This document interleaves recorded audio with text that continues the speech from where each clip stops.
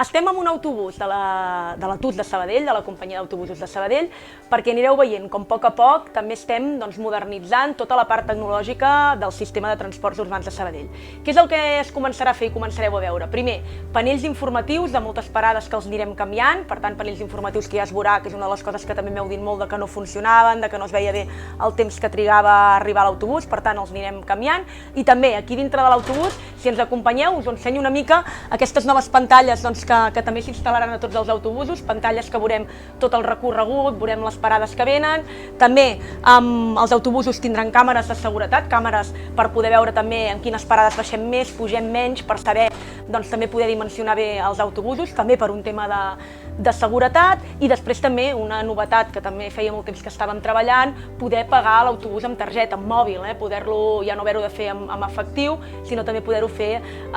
des d'aquí. Molt contenta de poder fer aquesta millora, animar-vos a utilitzar aquesta xarxa de transport públic de la ciutat que funciona i que funciona molt bé i que amb aquestes millores encara aconseguim un pas més.